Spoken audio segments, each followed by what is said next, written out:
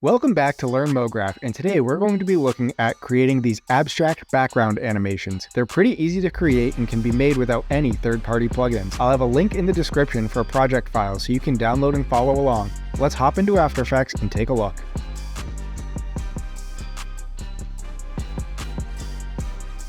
The first animated background we're going to be looking at today is a couple different variations of this wavy line pattern.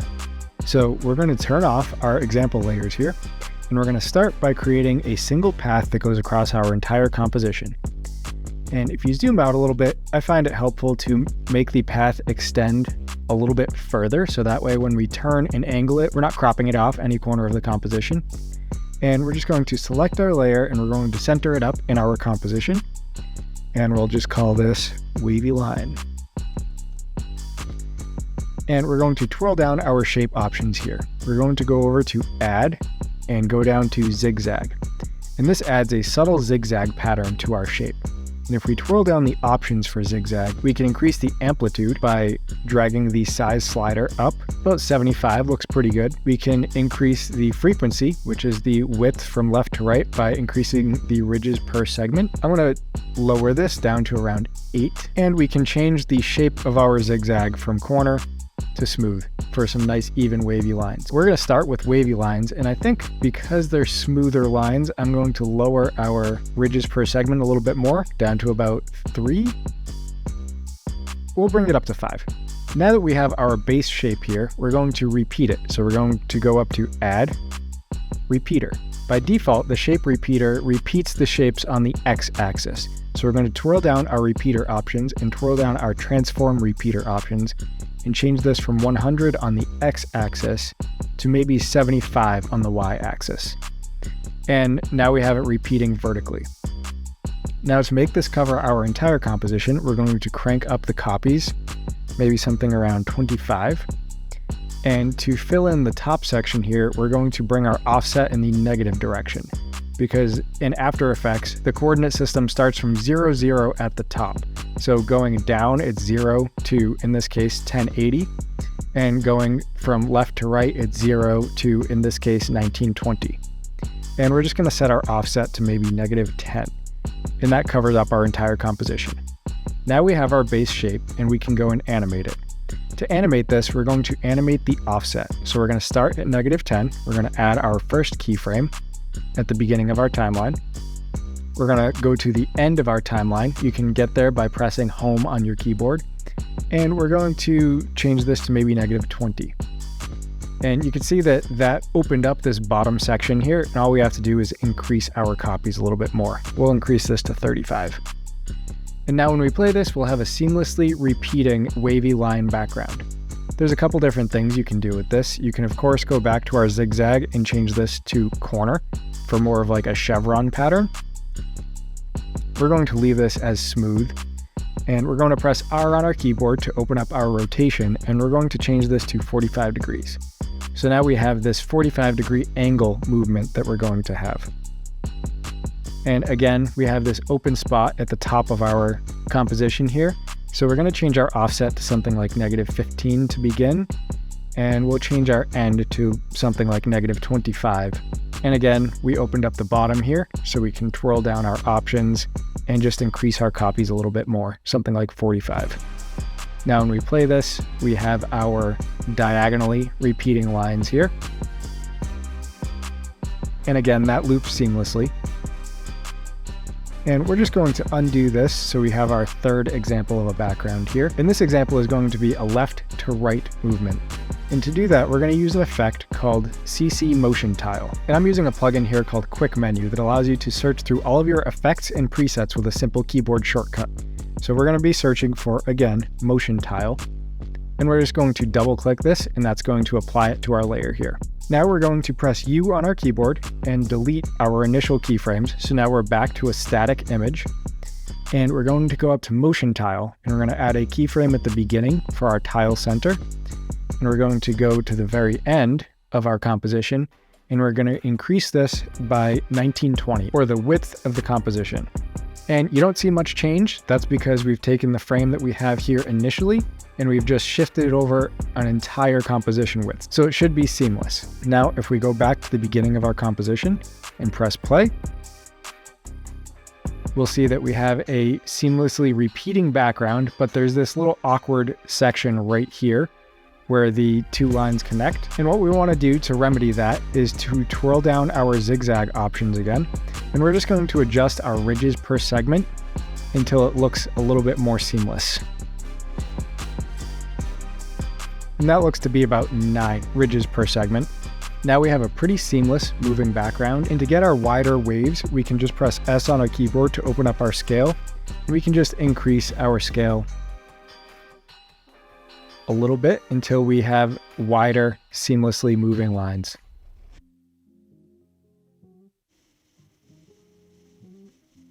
Our next background we're going to create is these kind of glowing, undulating, colorful waves, and it looks really complex, but it's really just a stacking of a few very simple effects. So to start off, we're going to turn off all of our layers here, and we're going to go up to our rectangle shape tool, and we're just going to draw out a rectangle. We're going to center that up in our composition. We're going to turn off the stroke. We're going to turn on the fill.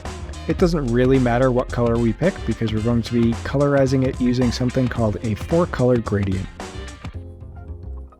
I'm going to call this Wave 01, and we're going to apply a 4-color gradient effect. I'm going to go up to our effect controls, and we're going to just kind of pick some pastel looking colors here.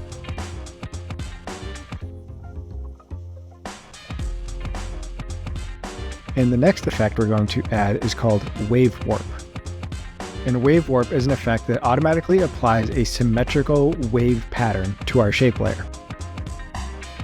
And to get those big, deep waves, we're actually going to adjust our wave height. And bring this up quite a bit, maybe to 180. And our wave width, and this we're going to really crank up. Maybe something more like 450. Now we got these big moving waves going through our piece here. We're going to adjust our pinning, and we're going to pin this to the bottom edge. And that doesn't do anything right now, but if we take our shape layer and we drag it towards the bottom, we can see that it flattens out as we reach the bottom edge of our composition. Now we just have this undulating wave pattern moving across the center, and we don't have that pattern down the bottom, which is exactly what we want here. And we're going to go to our wave speed, and we're going to drop this to something like 0.25, so it's nice and slow. But this wave pattern here is a bit too even, so what we want to do is take our wave warp, and we're going to duplicate that with Command D on our keyboard, and we're going to adjust our height. I think we're going to crank this down to something like 50. And we're going to adjust our wave width as well. And I think we're just going to drag this down until we kind of get the look that we're going for. Okay, now we have some differentiation in our waves here. And we're also going to take our wave speed on our second wave warp, and we're going to change this to something like 0.5. So now we have a lot of variation in how these waves are moving. We're going to hit play and just give that a watch, see if we like that. And to get the multiple different waves that are all going on at the same time, we're just going to duplicate our initial layer, and we're going to drag it up a little bit. And this time we're going to change the pinning from bottom edge to top edge. So as we get to the top, it flattens out. And now we have this sort of river going through where we can see our background color. And I think we're going to adjust our wave height and width once again on both of our wave warps, just so we don't have too much symmetry here. We'll drop our wave height down to 7 on our first one, and crank up our height to something like 87 on our second. And we'll also adjust the width here, drag that one up to 408, and bring this one down to something more like 210. And that's a little bit more of what we want, where it's not something so symmetrical. Now we can select both of our wave layers here, press Command D on our keyboard to duplicate them, and we can just once again drag these around and overlay them. And I'll solo this one using this little dot over here, And again, we're going to tweak our height and width settings on our wave, and same on our other wave here. Now we have all of these soloed, and right now they're just kind of overlapping, but what we want to do is select all of our waves holding Shift on our keyboard, and we're going to change our blending mode from normal to classic color dodge. And that gives us this kind of vibrant, glowing look to our waves as they're passing through. And we're going to readjust these a little bit just so we have a little bit more pleasing of a composition.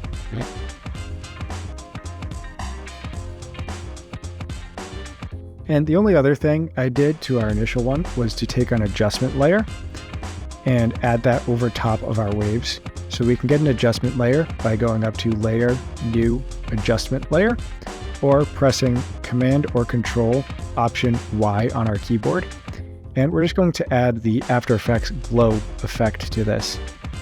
And we're going to change the radius of our glow to something like 25. And to make it a little bit more vibrant and luminescent, we're going to duplicate that and change the glow radius to something like 250. That's a little bit too vibrant, but the great thing about adjustment layers is you can adjust how much they affect everything underneath them by adjusting the opacity. So we'll just tone that down just a little bit, maybe something like 40%, and that looks a little bit more natural. It just adds a little bit more glow to our really highlighted areas here. And I think what we want to do to really cover up our background here is to take our wave 7, and we're just going to twirl down our options here, and we're going to increase the height of our rectangle. And now when we hit play, we get this nice undulating, glowing wave background. And you can really mess around with the type of wave that you have here if you want to get a sort of different look. Like if you change it to square, you get this sort of abstract pixelated look. If you change it to something more like noise on both of these, you get this audio waveform type lines, and it really makes it something interesting that you can easily customize and tweak to your project's needs.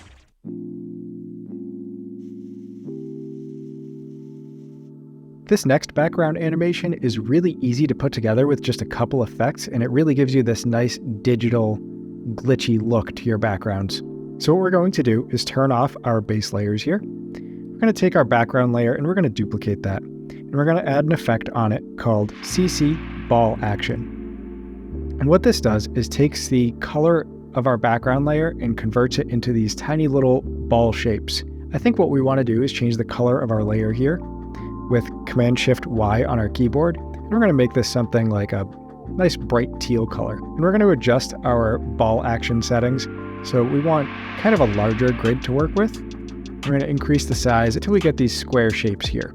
The next thing we're going to add to this is something called fractal noise. And we're going to drag this above our CC ball action. And that gives us this gray digital looking background. And to get the animation, we're going to twirl down our evolution options. We're going to click Cycle Evolution. We're going to add an expression on our evolution for fractal noise by pressing Option on the keyboard and clicking on the stopwatch. We're going to just type in time times 72. And just like that, we have these alternating digital blocks. And to get the color that we added in our initial example, we're going to add another effect on here called Tint. That's going to map black and white to varying different colors. Black I usually keep as black, and white I'm going to make a nice vibrant green color. Now to adjust the amount of dark and light areas that we have here, we're going to really crank up our contrast, and we're going to lower our brightness.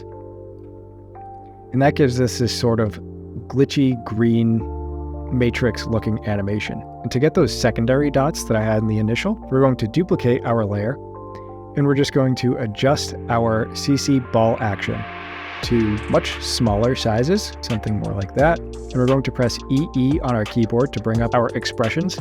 And we're just going to change this to a negative time times 72. And that'll invert the direction of the large and small blocks. So we get this really cool random pattern. And by making sure that we check cycle evolution, that ensures that we have a seamlessly looping background animation.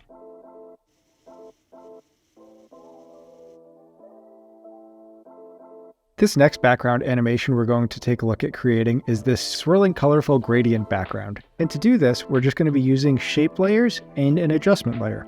So we can turn off our initial layers here, and we're going to start by going up to our shape tool and selecting ellipse.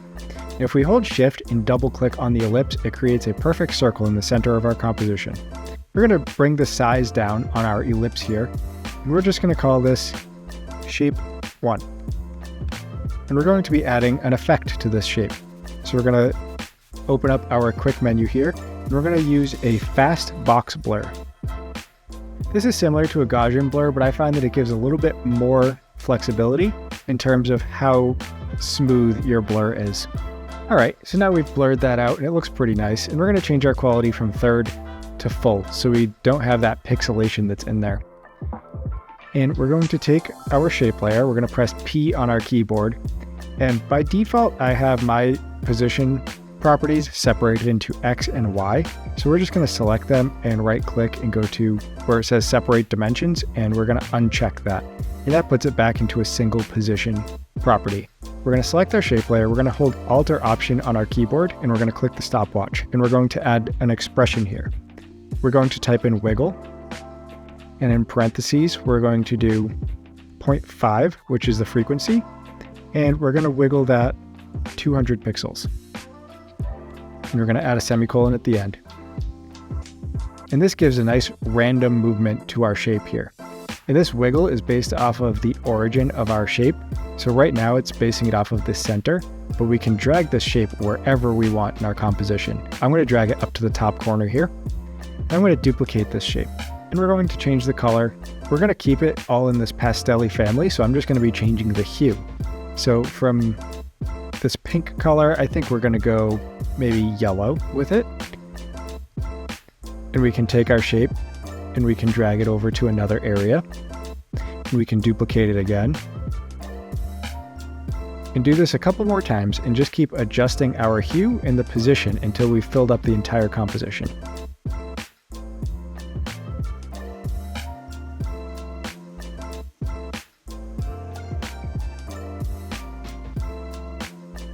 And now when we play this forward, we can see that we have all these different shapes that are nice and out of focus and have all of the colors blending in together. And to add a little bit more movement to this, we're going to go up to Layer, New, Null Object, and we're going to parent all of our shapes to our null object. And then we'll go to our null object and press R on our keyboard. We're going to add a keyframe at the beginning for rotation and a keyframe at the end, and we're going to change that to 1. So it's going to make one full rotation. Alright, that looks pretty good, but we have these areas on the left and right here where our shapes don't quite cover the background. So we're just going to take our shapes here and shift them out a little bit, just so we can ensure that everything's covered as we get our rotation. And now we're going to add an adjustment layer, Layer, New, Adjustment Layer. And on this, we're going to add a fast box blur again. And we're going to change our blur radius to something like 35. And that's just going to help blur these edges a little bit more. We're going to change the iterations to something like 5. And that's just going to smooth them out. And now we're going to add another effect called Turbulent Displace. And we're going to change our displacement from turbulent to turbulent smoother. We're going to crank up the size of our displacement. We're going to crank up the amount of our displacement. We're going to twirl down evolution options and click cycle evolutions. And we're going to option or alt click our stopwatch and write an expression here that is time times 72 and end that with a semicolon.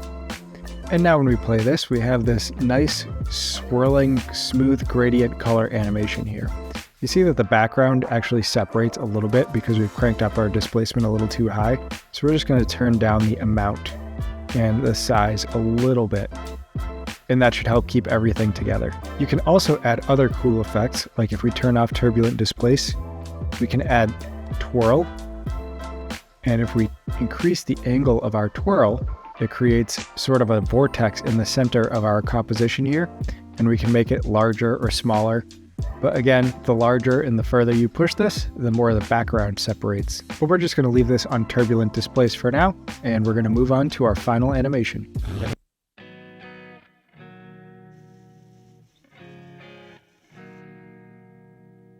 The last animated background we're going to create is this sort of subtle animated pane of glass animation. So to start, we're going to turn off all of our original layers. And we're going to go to Layer, New, Solid. And we're just going to call this Background. And we're going to make it a black solid. Now we're going to duplicate our background layer, and we're going to rename this Grid. And we're going to apply an effect called Grid. We'll go to our effect controls and change the size from corner point to width and height sliders, and the border from 5 to something like 2. This is just going to help us see what our glass panels are doing and the amount of distortion that we're getting from them. We're not actually going to use this in our final render. Next, we're going to go up to our rectangle tool, or press Q on our keyboard. We're going to zoom out a little bit, and we're going to make a pretty large rectangle. We're going to turn off our stroke and turn on our fill. Now we're going to add an effect on here called Transform. And Transform gives you access to the same transform properties as you would normally get down in your timeline panel, but this time it's applied as an effect, so you can adjust them independently of the original transform properties. We're going to change the scale from 100 to 115. Now we're going to go down to our switches panel over here, which is where we have our shy, continuous raster, quality and sampling, and effects options. And we're going to turn on the one that says adjustment layer. It looks like this little circle with a line drawn through it. If you don't see these switches, you can go down to your bottom left of the timeline panel and just check this box to make sure that it's highlighted, and you'll see it, and you'll have access to all of your switches. And what this does is it turns our shape layer into an adjustment layer. And any effect that we apply onto our adjustment layer is now applied to all of the layers below it. This is pretty cool because we can now take our shape layer and we can move it around, and anything that our shape layer passes over gets that transform scale applied to it. Now we're going to make this look a little bit more like glass. We're going to duplicate our glass layer, and we're going to call this Gradient. We're going to parent our gradient to our original glass layer, and we're going to delete the transform effect from it. And we'll uncheck the adjustment layer option. We're going to twirl down the options for our gradient, twirl down rectangle. We're going to delete our stroke and our fill. We're going to select rectangle 1, go to Add, Gradient Fill. And this gives us a black to white gradient. And you can see in the middle of our black and white gradient, we have our start and end points. What we want to do is drag our start point to the very left edge, and we're going to drag our end point to the very right edge. Now we're going to twirl down our options for Gradient Fill and click on Edit Gradient. We're going to click down here to add a point in the middle, and we're going to change the location to 50%. And we're going to change the color to black. We're going to click on the right side, black color, and we're going to change this color to white. Now we're going to drag these midpoint stops all the way closer to the white edge. Then if we click on the middle again, we can drag this one all the way closer to the left edge, and we're going to press OK. And now we can hide our gradient layer for now. We're going to go back to our glass, and we're going to apply an effect called CC Glass. And right away, you can see this adds a little bit of that bulge distortion that you get on certain panes of glass, but we're going to refine this to exactly where we want to see it. We're going to twirl down the options for surface, and we're going to change our bump map to our gradient layer, and make sure we go to Source, Effects, and Masks. Now you can see at the very edge, if we turn our glass on and off, you get that little bit of distortion that happens on the edge of glass panes, like if you're looking at a glass coffee table or something. And if we want to refine this a little bit, we can turn down the softness or turn up the softness. I usually like to turn it up a little bit because that gives you that nice sort of refraction look.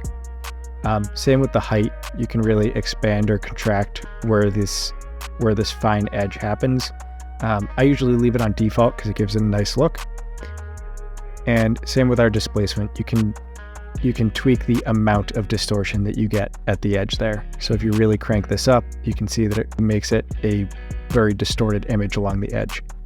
But I'm going to leave that at default for now. Now we're going to change our property from lightness to luminance. because it's based on the black and white areas of our gradient layer. And now as we drag our layer across slowly, you can see the distortion happen as we move across those grid lines. You can see it on the left and right side if I move this back a little bit because we added the gradient to both sides. And to get that angled look, we can press R on our keyboard for rotation, and maybe we can go to 45 degrees. We can drag this down, go to the beginning of our timeline, press P on our keyboard to bring up our position properties. We're going to convert these separated dimensions back into a single position. Go to the end of our timeline and slide this up towards the middle there. Okay, now we have our first pane of glass. And what I like to do when I'm working with multiple different shape layers is color code them. So these are going to start off blue. We're going to duplicate our layers and bring them to the top. We're going to change these to yellow so we can differentiate them. And we're going to go to our glass 2 layer. We're just going to make sure that our surface is mapped to gradient 2. And now we can rotate this maybe negative 45 degrees. And press P on our keyboard and we can change the start and end positions. So I think this one we're going to have end there. And we're going to start it somewhere over here. And as these two come together, you can see that you get the multiplication of this layer and the multiplication of this layer, and then when they're combined, you get an even greater multiplication. If we duplicate this again, change this color to peach, I think we're going to take this rotation and we'll just turn it to 90 degrees. Press P on our keyboard to bring up our position properties. Going to start this up towards the top, and then we'll drag it down so it kind of covers these two. And by layering a bunch of these different glass panes on top of each other, you can really get some cool effects. And the cool thing is, if you pre-compose your background here, you can now open this background and change it to whatever you want it to be. Like I have this image of my dog that I can drop in here and scale it to size. We'll just crank this up a little bit, drag that down. And when we go back to our main composition, we get this really cool multiplication sliding glass effect on our image.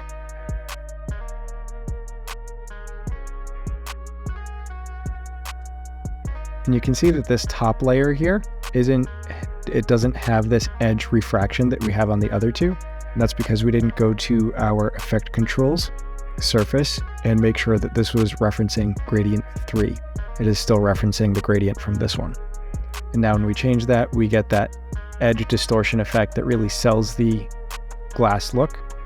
And if we wanted to take this a step further, we can take our 3 gradient layers and we can turn them back on. And we can change their mode to screen and drop the opacity to something like 15. And now we get that nice little highlight on the edge of each of our glass panes as they're sliding across.